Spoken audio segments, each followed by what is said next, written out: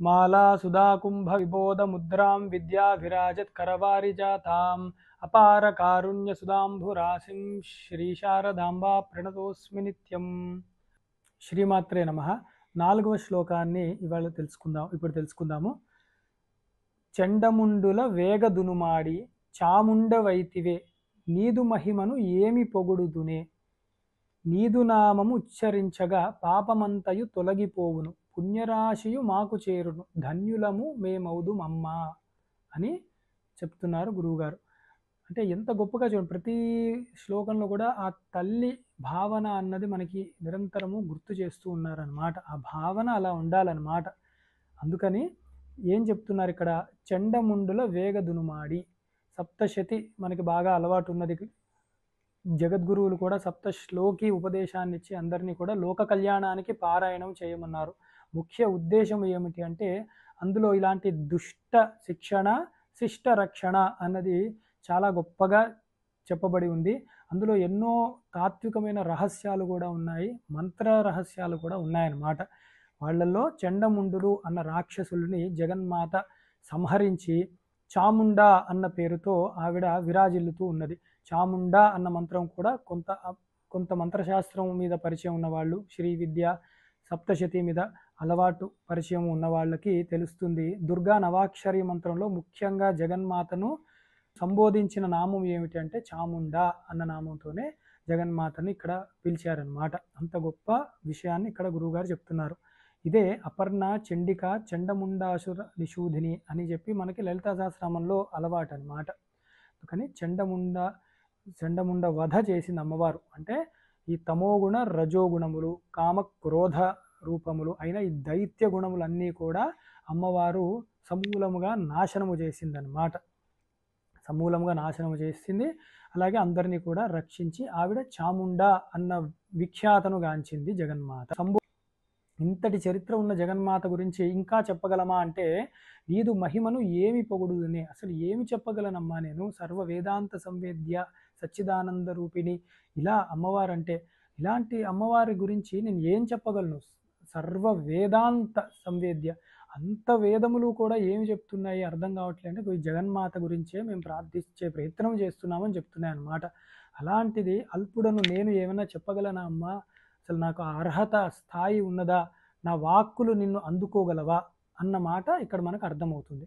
దీనికి అర్థం ఎలా తీసుకోవాలి అంటే, అందమైన తాత్విక భావన చేసినప్పుడు యతో వాచో నివర్తంతే అప్రాప్య మనసా సహా అని చెప్పి వేదం చెప్తోంది. ఎక్కడైతే మనసు వాక్కు కూడా ఆగిపోతుందో అక్కడ ఆ పరబ్రహ్మతత్వము ప్రకాశిస్తూ ఉంటుంది.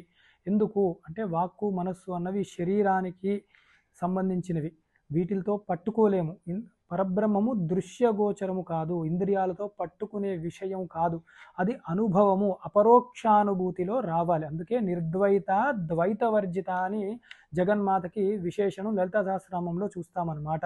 ఇక్కడ మాటల్లో మనం చెప్పలేము. ఏమి పొగుడుదనే అంటే, నా మాటలు నిన్ను చేరుకోలేవు తల్లి, మరి ఎలాగా అంటే మననము చేసుకుంటూ తల్లి భావనను చేసుకుంటూ నీ యొక్క స్వరూపాన్ని నేను అహమిత్యేవ విభావయే భవానీ అని చెప్పి నీ స్వరూపాన్ని నేను అది పొందాలి తల్లి, అది మాత్రమే నిన్ను చేరుకునే ఒక మహత్తరమైన కార్యము అని చెప్పే గొప్ప అందమైన ఉపనిషత్ రహస్యములు గురువుగారు మనకి ఇక్కడ అందించారు.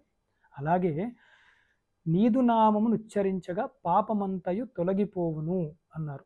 అంటే నీ యొక్క నామములు ఉచ్చరించగా సర్వ పాపములు తొలగిపోతాయి. నామపారాయణ ప్రీత్య అని మనం చక్కగా చదువుకుంటాం. నామపారాయణ ప్రీత్య, అమ్మవారు నామపారాయణములు వల్ల ప్రీతి చెందుతారు. ఎందుకు, ఏమిటి నామములు, అమ్మవారికి అన్ని పేర్లు ఉన్నాయా, అమ్మవారికి అన్ని పేర్లు ఉన్నాయి అన్న భావన కనుక ఉంటే ఎవరు పిలుస్తారు అమ్మవారు నా పేర్లతో, అందరూ జగన్మాత శ్రీమాత అని పిలుస్తున్నారు. మరి ఇన్ని పేర్లు ఏమిటి అంటే, విష్ణు సహస్రనామం మకుటంలో మనకి పూర్వపీఠికలో ఇలాంటి విషయమే వచ్చినప్పుడు చెప్తారన్నమాట. అక్కడ ఏమిటంటే, యాని నామాని గౌణాని విఖ్యాతాని మహాత్మనః ఋషిభిః పరిగీతాని తాని వక్ష్యామి భూతయే అని. ఈ నామములన్నీ గుణములు, తత్వములు, సంకేతములు అది అనమాట. అవి ఋషులు దర్శించి మనకు అందిస్తున్నారు అని.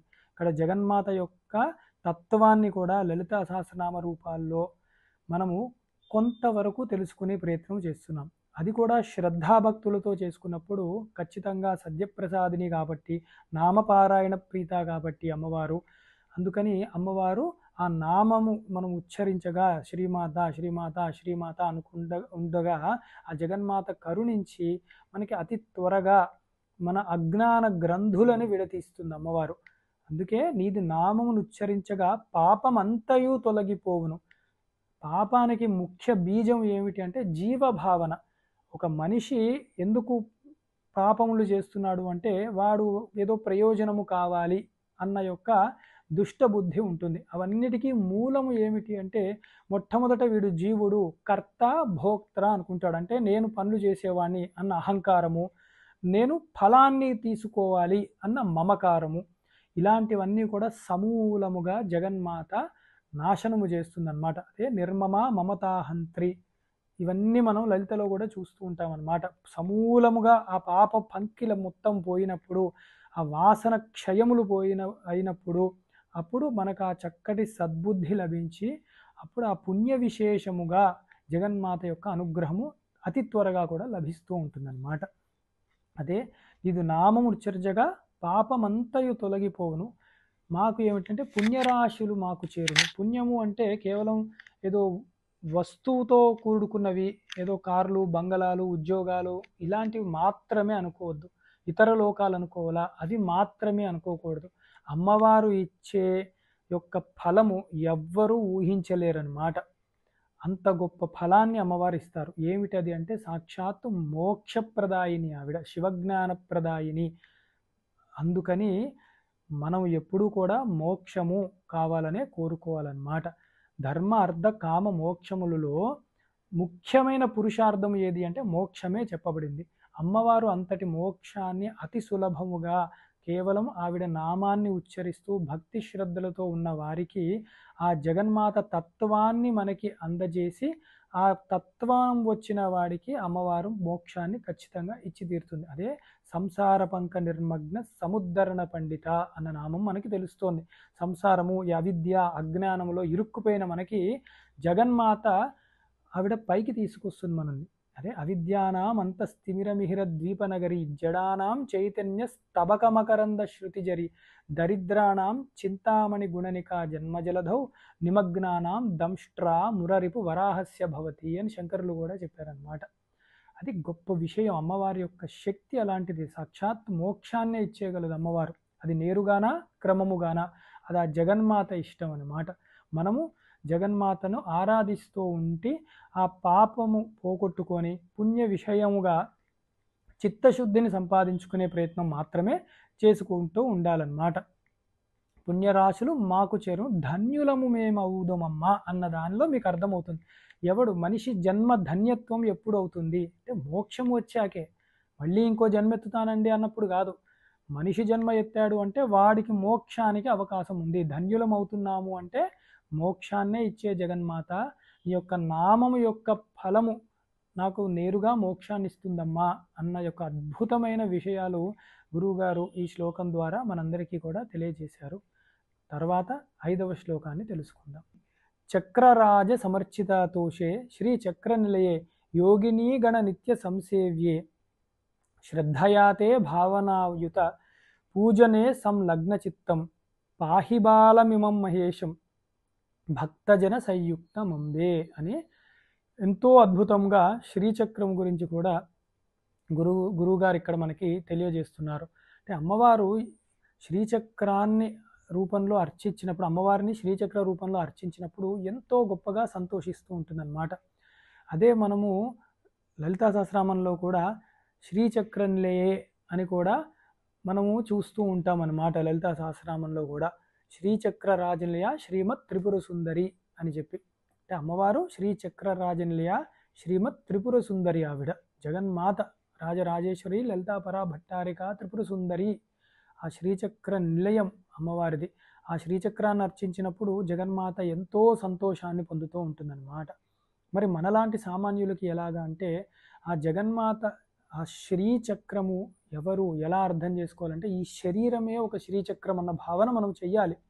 అది ఎలాగా అంటే నవ ఆర్ణవములు ఈ శరీరములోనే ఉన్నాయి. ఆ అంత మాకు అర్థం కావట్లేదండి, అవి కూడా పక్కన పెట్టండి. శ్రీ యంత్రము అని అంటున్నాం మనం. శ్రీ అంటే మంగళములు, శుభములు కదా. శ్రీ అంటే మనం జీవించి ఉన్నాము, ఊపిరులు తీసుకుంటున్నాము, మంగళమైన శరీరం ఇదే.